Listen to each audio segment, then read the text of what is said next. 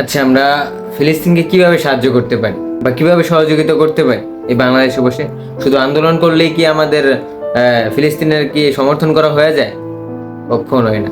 বাংলাদেশে ইসরায়েলের যতগুলো পণ্য আছে সেগুলো বয়কট করাই আমাদের প্রধান কাজ। যদি ফিলিস্তিনের সাথে থাকতে চাই এবং ফিলিস্তিনের পক্ষ নিতে চাই, তাহলে আমাদের একটাই কাজ, সেটা হলো গিয়ে ইসরায়েলের পণ্য বয়কট করা। অবশ্যই পণ্য বয়কট করা।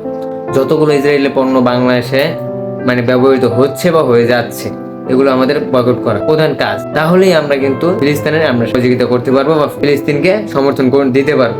এর আগে যখন আমরা বয়কটের ডাক দিয়েছিল, তখন কিন্তু কিছু কিছু কন্টেন্ট ক্রিয়েটার কিছু কিছু ভিডিও করছিল যে ইসরায়েলের পণ্য কিনে নিয়ে এসে তারপরে ভিডিওর মধ্যে দেখাইতে কিভাবে আমরা বয়কট করব।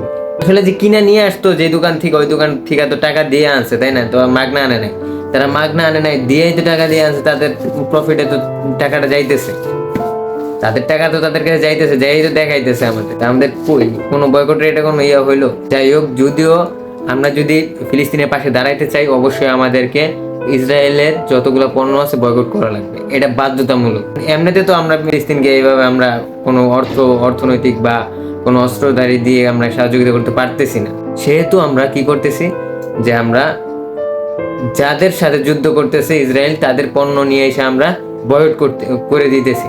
যদি আমরা একমত হই, এই যে সারা বাংলাদেশ বা সারা ওয়ার্ল্ড যে ইসরায়েলের পণ্যগুলো বয়কট করতে পারি, তখন কিন্তু আমরা কিছুটা হইলেও আমরা ফিলিস্তিনের সহযোগিতা করতে পারি। আজকে যখন বিকালে বেরোই, তখন কিন্তু একটা বড়সড় একটা মিছিল নিয়ে বের হয়েছে আমাদের এলাকায়। সেখানে কিন্তু অনেক মুসল্লিরা, তারা কিন্তু অনেক বয়কটের ডাক দিচ্ছে। এর মধ্যে বয়কটের ডাক দিয়ে এই কথাটা বলছে যে দোকানদাররা যারা এইসব ইসরায়েলের পণ্যগুলা রাখছে, তারা জানে আর কখনো রাখে না, আর যারা রাখছে তাদের ওইখানেই, যারা যেই দোকানদারের মন চায় যে আমার এইগুলো ফালাই দেওয়া উচিত, তারা ফালাই দিবে। তাদের কোনো জোর করার কোনো ইয়া নাই, কারণ সে টাকা দিয়ে কিনছে, তার ক্ষতি হোক, এটা কোনো বয়কটের মধ্যে চাই না। ঠিক আছে, এই কথাগুলো বলার পর আমি খুবই ভালো লাগছে বিষয়টা।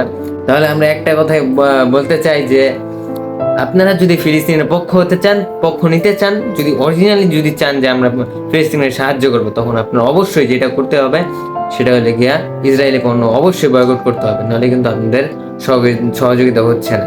আপনারা আন্দোলন করতেছেন, ঠিক আছে, আপনারা যদি ইসরায়েলি পণ্যই কিন্তু আবার ইউজ করেন, তাহলে কিন্তু এটা হয় না। তখন কিন্তু আপনার পক্ষ নেওয়া হবে আপনার ইসরায়েল, ফিলিস্তিনের না। আমি চাই যে আমার মুসলিম ভাই, ফিলিস্তিন ভাইদের রক্ষা করা আমাদের কর্তব্য। যেটা যেভাবেই হোক, আমরা বয়কট করে হোক, আমরা ফেসবুকে পোস্ট করে হোক, আমরা যেভাবে আমরা প্রতিবাদ করতে পারি সেভাবে আমরা প্রতিবাদ করেই যাব ইনশাল্লাহ। সবসময় আসি তাদের পাশে অবশ্যই। আর এটা সবাইকেও থাকতে হবে। যারা দোকানদার ভাইরা আছে, তারা কিন্তু আর কখনোই ইসরায়েলের যত পণ্য আছে সেগুলো অবশ্যই নিবেন না, কখনোই নিবেন না। তারা বাংলাদেশি পণ্যগুলাই সাজেস্ট করবেন অবশ্যই। যদি আপনারা নিয়েও থাকেন, তাহলে কিন্তু আপনারা অবশ্যই ইসরায়েলি সমর্থন করছেন। হয়তো বা মুখে করতেছেন ফিলিস্তিনি, কিন্তু আপনি অরিজিনালি করতেছেন কি ইসরায়েল, এটা মাথায় রাখবেন। আর ভিডিওটা ভালো লাগলে অবশ্যই শেয়ার করে দিবেন। আর ভিডিওটা অবশ্যই শেয়ার করবেন এবং কমেন্ট করে যাবেন, মতামতগুলো দিবেন, আর সবার কাছে জানিয়ে দিবেন শেয়ার করে ভিডিওটা অবশ্যই।